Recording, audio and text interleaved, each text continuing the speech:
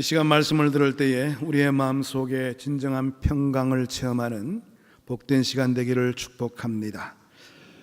요한복음을 기록한 사도 요한은 갈릴리 가나 혼인잔치에 있었던 오늘 이 본문의 내용을 예수님의 첫 번째 표적이라 이렇게 소개를 하고 있습니다. 갈릴리 가나는 나사렛에서 멀리 떨어지지 않는 동네였기 때문에 어머니 마리아가 아마 이 잔치집에 포도주가 떨어졌음을 알고 예수께 부탁한 것을 바라보게 된다면 그 집의 주방 상황을 자세히 알고 있는 아마 인척의 결혼식이 아니었을까, 그렇게 내어다볼 수가 있게 됩니다. 본문의 말씀 속에서 이 포도주가 떨어진 이 혼인잔치의 집, 손님들을 대접할 수가 없게 되었기 때문에 큰 낭패가 아닐 수가 없지요. 오늘날에도 보면 혼인잔치에 음식이 부족하다 그러면 불평들을 많이 하십니다. 준비가 소홀하다, 이거 무슨 대접이냐, 이렇게 굉장히 불평을 하시더라고요. 과거에야 먹을 것이 부족한 시대니까 더욱더 이런 불평이 많았을 것이라 예상해 볼 수가 있습니다. 그러니까 이보다 큰 망신이 어디 있겠어요. 지금 이 혼인잔치에 포도주가 떨어지게 되었다, 이거는 혼인잔치를 하지 말자는 것과 똑같은 내용을 담고 있는 겁니다. 이런 딱한 사정을 먼저 알아차린 어머니 마리아가 아들 예수께 어떻게 좀 해결해 달라고 부탁을 하게 되지요. 이 마리아가 예수님께 이런 부탁을 했다는 것은 예수님께서 아마 집에서도 특별한 이적들을 많이 보이신 것 같습니다. 그래서 믿거니 하고 아들인 예수를 향해서 이런 부탁을 하고 있는 것이라 생각해 볼 수가 있죠. 그런데 예수님은 4절의 말씀 보게 되면 여자여 나와 무슨 상관이 있나이까, 내 때가 아직 이르지 아니하였나이다, 이렇게 대답을 하십니다. 여기서 우리가 오해를 풀어야 될 부분이 있는데요, 여자여 이렇게 말했다고 그래서 예수님께서 어머니를 비하해서 이런 말을 하고 있는 것이라 이렇게 해서는 안 됩니다. 여기서 여자란 말은 극존칭의 표현입니다. 왕후에게나 할 수 있는 그런 표현의 방법입니다. 주님께서 십자가에 달리실 때도 어머니 마리아를 향해서 여자여 이렇게 말한 적이 또 있습니다.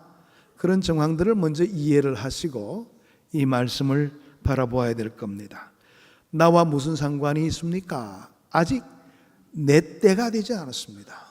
아주 냉담한 그런 표현으로 말씀을 하고 있는 겁니다. 그러나 이어지는 5절의 말씀을 보게 되면 어머니 마리아는 그 말에 아랑곳하지도 않고 곁에 서 있는 하인에게 말합니다. 너희에게 무슨 말씀을 하시든지 그대로 하라, 그렇게 하인에게 지시를 하게 되는 것이지요. 아마 그 집 상황이 대단히 다급해 있다는 것은 분명합니다. 그렇기 때문에 예수님께서 더 이상 거절하지 않으시고 마침 그 집에 돌 항아리 6이 있는 것을 바라보시면서 하인들에게 그 항아리에다가 물을 가득 채우라, 그렇게 명령을 하시게 됩니다. 너에게 무슨 말씀을 하든지 그대로 하라, 이런 마리아의 말을 들어서 그런지 하인들은 예수님의 말에 그대로 순종을 해서 항아리 아기까지 물을 가득 채우게 됩니다. 여기서 보면 돌 항아리가 6씩이나 있었다는 것은 그 당시에 이 유대인은 바깥에서 생활하다가 집에 들어오게 되면 반드시 손을 씻는 관례가 있습니다.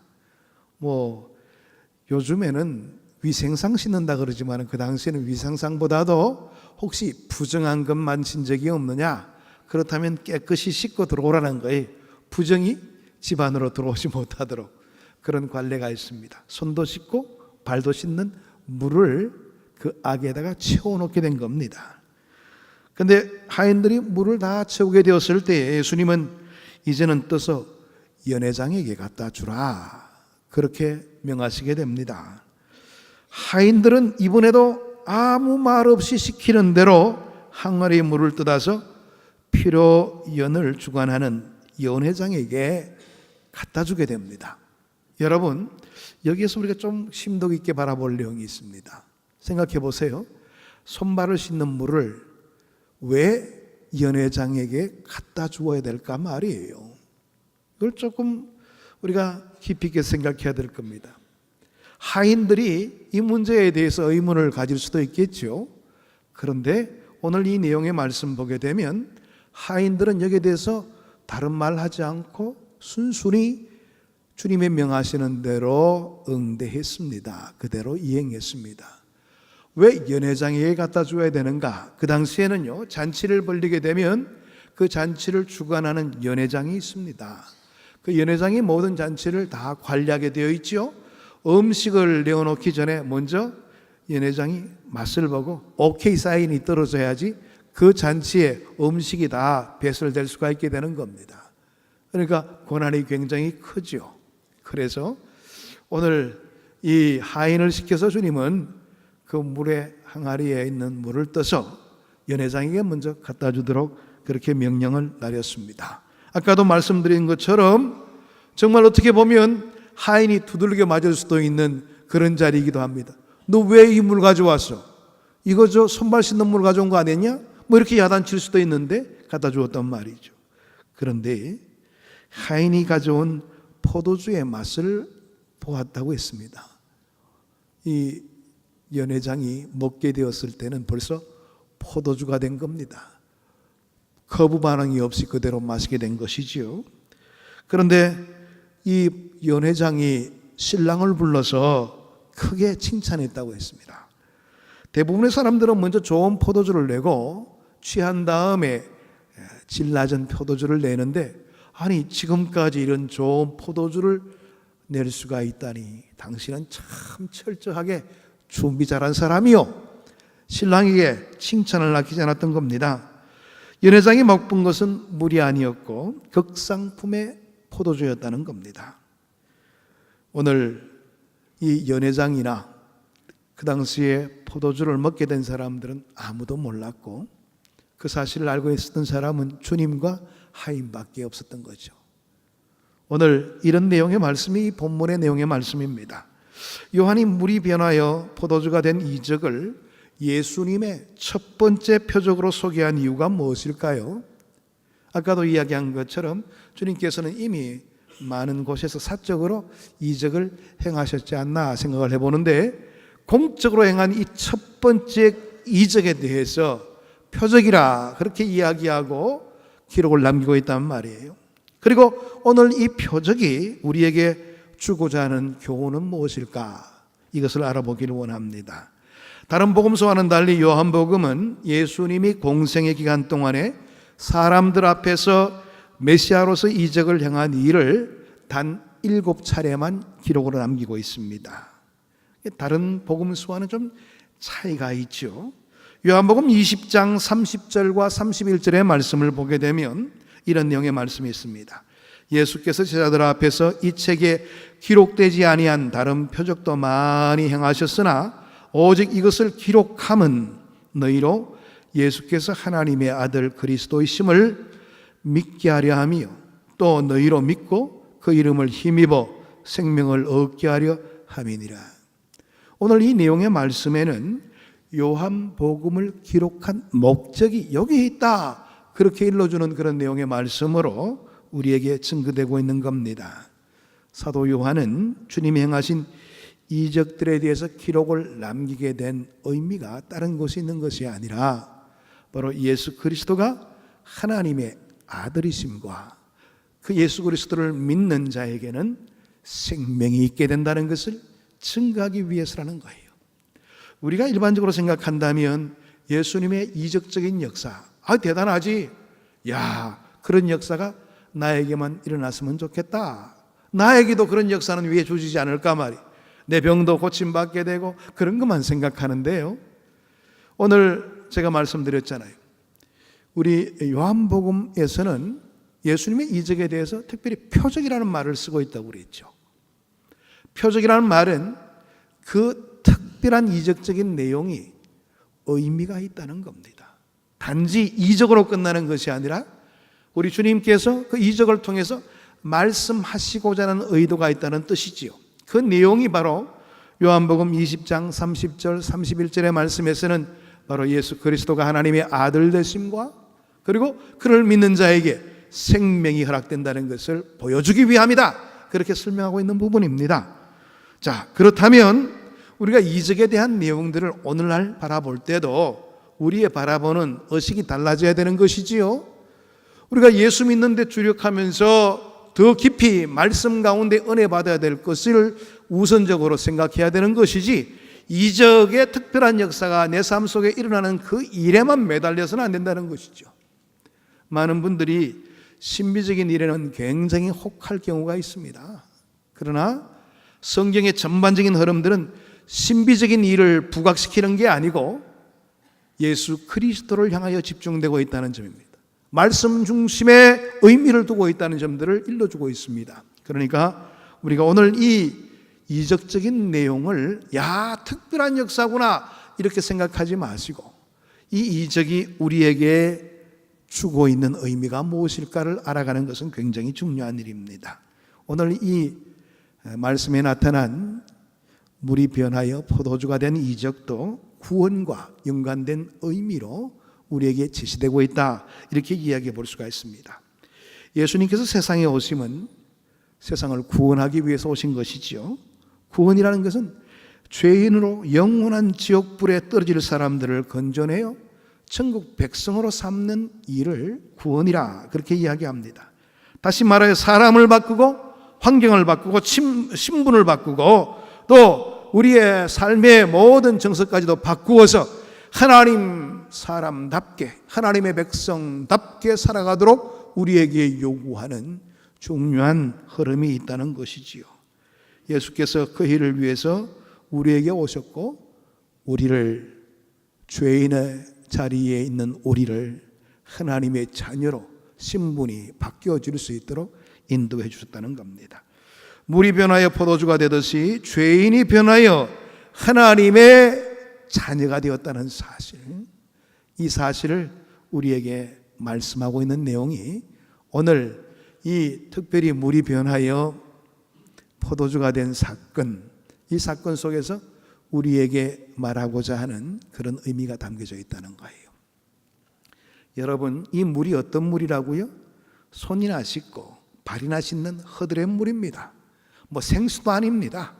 그런데 그 물을 떠서 주님의 명령대로 순종하여 갖다 주었더니 극상품의 포도주가 되었어요. 우리의 인생도 주님 없을 때는 존재 가치가 없죠. 죄인에 불과한 삶입니다.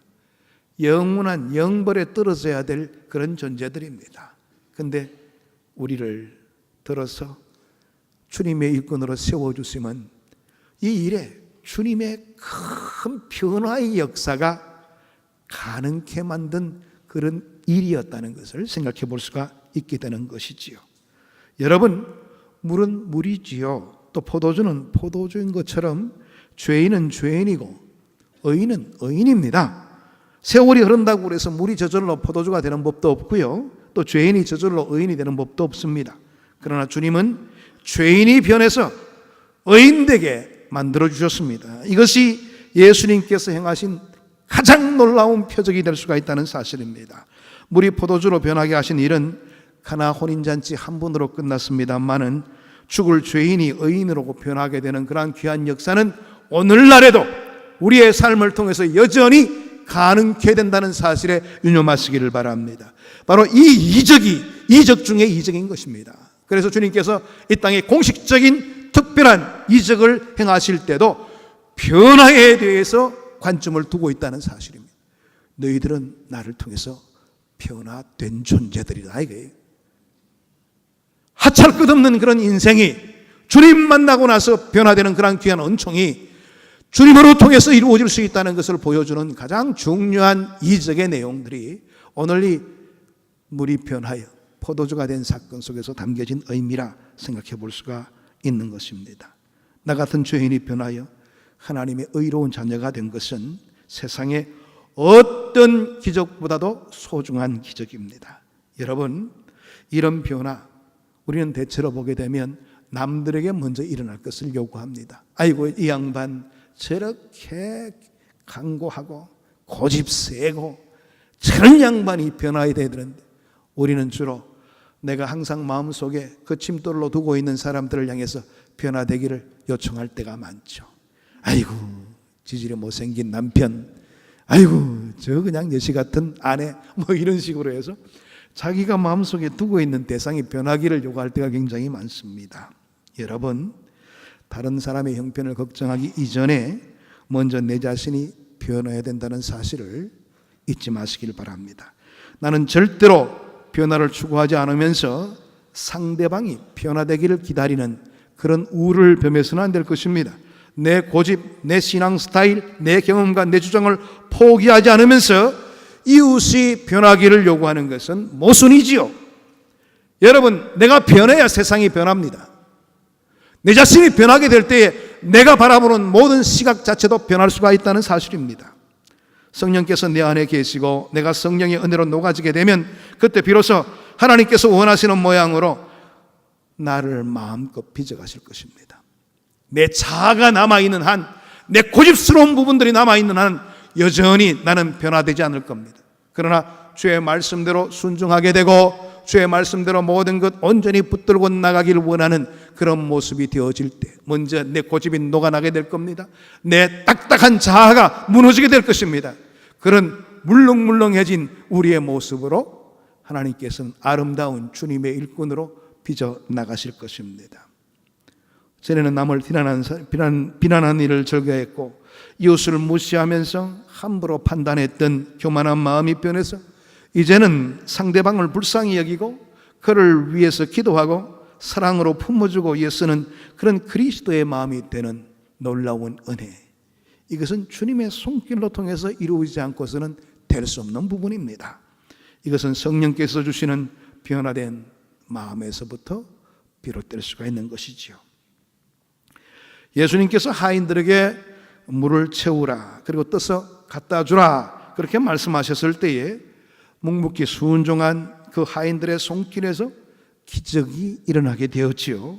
이처럼 하나님의 말씀이 가르치는 대로 순종하는 사람으로 통하여 진정한 변화의 모습이 이루어질 수 있다는 것을 더욱더 의미 깊게 생각을 해야 됩니다.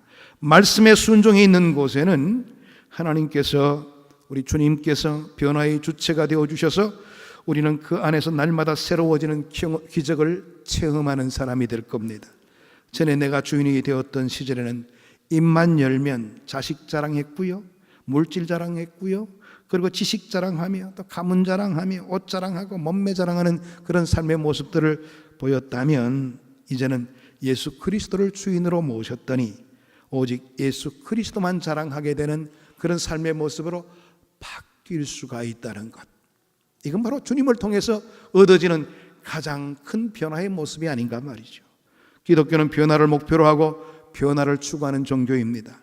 설교의 목적이 바로 사람의 변화를 위함이고요, 성경 공부와 기도의 생활 등 모든 경건 훈련은 변화된 삶을 목표로 두고 있는 겁니다. 예수님 만난 사람들은 한결같이 전혀 자기들이 예상하지 못했던 새로운 길을 걷게 되었죠. 제자들이 변했습니다. 그들은 수많은 제자들 가운데 대부분이 다 뭐예요? 어부하면서 일생을 보내야 됐던 사람입니다. 그런데 세상을 바꾸는 역사를 감당하는 사도들이 되었죠. 사마리아의 우물가에 여인이 변화되었어요. 그 마을에 전도자가 되는 것을 보게 됩니다. 세리장 삭개오도 변화되어서 어떤 모습이 됩니까? 과거의 세리장의 모습을 포기하는 것처럼 보일 정도로 완전히 변화된 모습들을 드러내고 있죠. 그리고 갈보리 언덕 예수님 곁에서 함께 십자가를 졌던 흉악한 강도가 그 짧은 순간에 주님과의 만남을 통해서 변화되어 하나님의 사람으로 마지막 삶을 끝맺게 됩니다. 어떤 사람이든 무슨 일을 하던 사람이든 큰 문제가 되지 않습니다.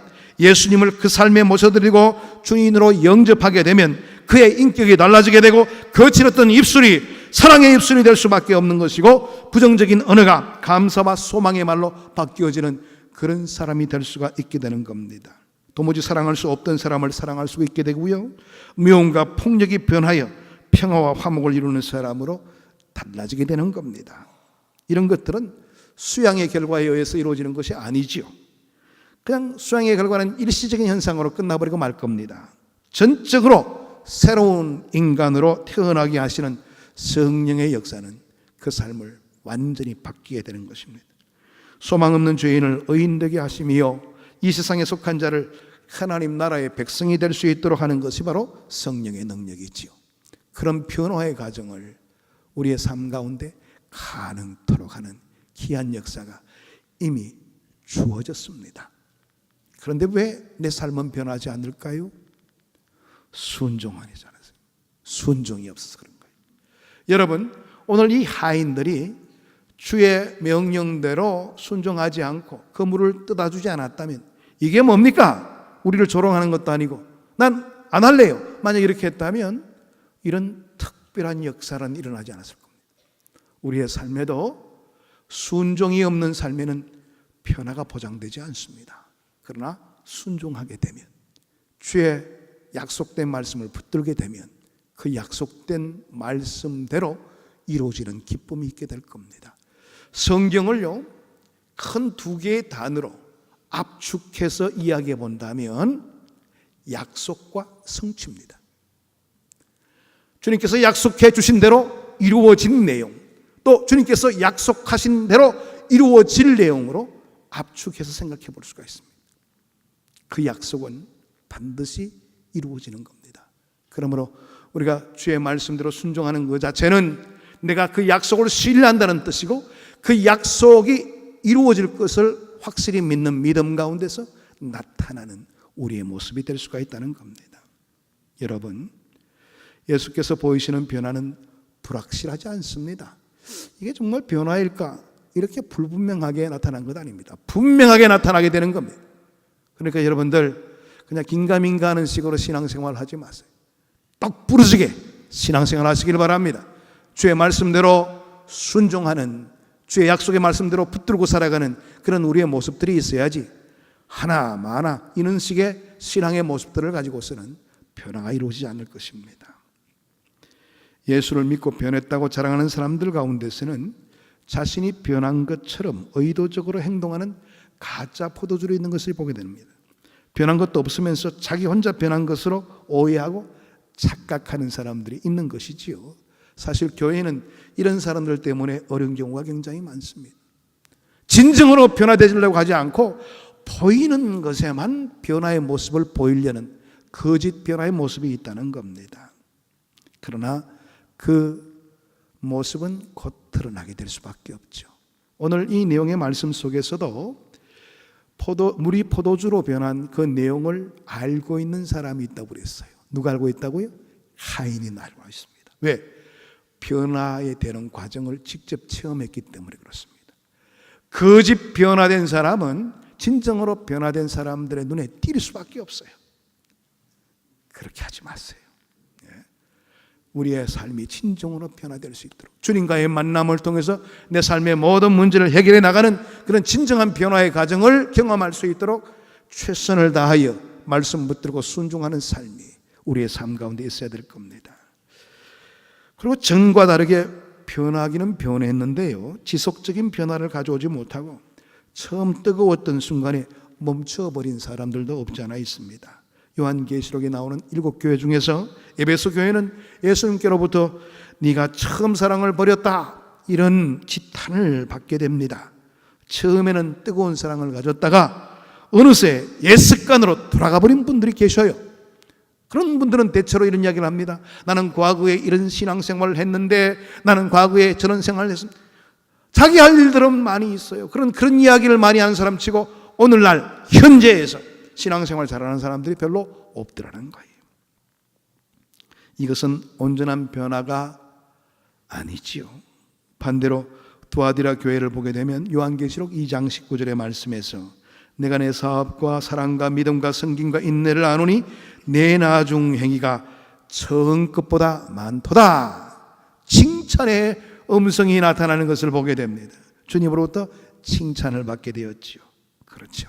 나중이 나아지는, 나중이 낫다는 말은 변화의 과정이 있다는 뜻 아니겠어요? 그러므로 통해서 주의 영광을 드러내는 삶이 나타나야 된다는 것을 일러주고 있습니다. 지속적인 변화와 성장을 갖지 못하면 우리는 여전히 영적인 어린아이가 될 수밖에 없는 것이지요.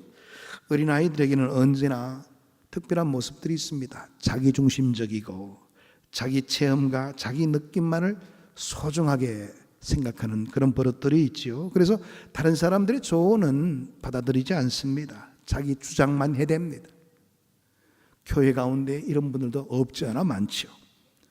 이제 겨우 시작인데 다 이룬 것처럼 자기를 과대 포장하는 분들도 없지 않아 계십니다. 그래서 성경은 고린도전서 10장 12절의 말씀 보게 되면 선줄로 생각하면 넘어질까 조심하라. 갈라디아서 6장 3절의 말씀 보게 되면 만일 누가 아무것도 되지 못하고 된 줄로 생각하면 스스로 속임이라.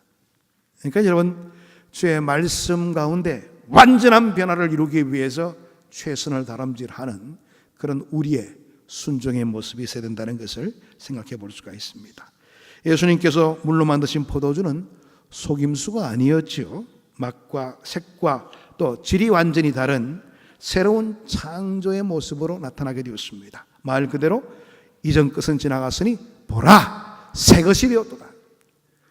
진정한 다른 질로 변화되는 그런 모습들을 드러내 보였습니다. 예수께서 내 안에 계시고 내가 주님 안에 있으면 이렇게 우리의 삶이 전적으로 변화되게 되어 있는 겁니다. 포도주가 떨어져서 혼인잔치가 흐지부지 끝장날 그런 위기적인 국면에서 극상품 포도주는 그날 잔치에 멋진 축제로 바뀌게 만드는 중요한 요인이 되었습니다. 많은 분들은 그렇게 이야기합니다. 아이고, 저 양반 좀 바뀌어지지. 우리 회사에서 저 양반만 없으면 우리 회사가 잘 될 것 같은데, 우리 교회에서 저 양반만 없으면 참 잘 부흥될 것 같은데, 우리 가정에 저 양반만 없으면 참 행복할 것 같은. 우리는 대부분 다 보면 외부적인 요인으로 현실의 어려움들이 있다는 것으로 이야기할 때가 참 많습니다. 그러나 여러분, 오늘 이 내용의 말씀 보게 되니까 이 극상품의 포도주, 변화된 포도주는 그 변화된 포도주의 사건으로 끝나지 않고 그 모인 모든 혼인잔치를 기쁨의 자리로 바뀔 수 있도록 만들었다고 그랬습니다. 나 하나가 바뀌어지면 내가 소속되어 있는 가정이 기쁨의 가정이 될 수가 있어요. 내가 소속되어 있는 교회가 바뀌어질 수가 있어요. 내가 소속되어 있는 직장이 바뀌어질 수가 있어요. 내가 이끌고 있는 그 사업의 현장이 바뀌어질 수가 있다는 사실입니다. 남들 불평하지 마시고 외부적인 여건에 불만 갖지 마세요. 하나님과 나와의 관계를 분명히 하면서 내가 변화되게 되면 환경은 바뀌어질 수 있다는 사실입니다. 오늘 이 본문의 말씀은 우리에게 변화를 요구합니다. 믿은 지 얼마 됐지? 근데 너는 왜 변화되지 않아? 주님은 우리에게 변화를 요구하고 있습니다. 과거에 신앙의 연륜이 많았던 것 자랑하지 마세요. 변화되지 않는다면 아무 의미가 없는 겁니다. 내가 주님 앞에 올바른 반응이 따라서 주의 명령대로 순종하는 모습 가운데 진정한 변화가 이루어질 수 있다는 걸 생각하시고요. 이제부터 새롭게 마음을 다지세요. 내가 말씀대로 순종하련다. 내 모든 자아, 욕심들, 고집들을 내려놓고 주의 말씀으로 가득 찬 삶으로 순종하며 살련다. 다짐하시길 바랍니다. 부족한 우리라도 주님께서는 우리를 통해서 이 세상을 바꾸는 귀한 역사를 허락해 주실 겁니다. 우리가 그 일에 쓰임받는 주님의 백성들이 되기를 축복합니다. 기도하겠습니다. 하나님 감사합니다. 오늘도 주의 말씀으로 우리의 삶을 인도하시고 은혜의 자리에 이르게 하시니 감사함을 드립니다. 하찮은 우리라도 주님의 손에 들림받으면 세상을 기쁨으로 바꿀 수 있는 귀한 역사로 나아가게 될 줄로 믿습니다. 환경을 불평하기 이전에 나 자신의 변화를 위해서 준비되게 하시고 주의 명령대로 순종하는 복된 길을 걷게 인도해 주옵소서. 예수 그리스도 이름으로 기도하옵나이다. 아멘.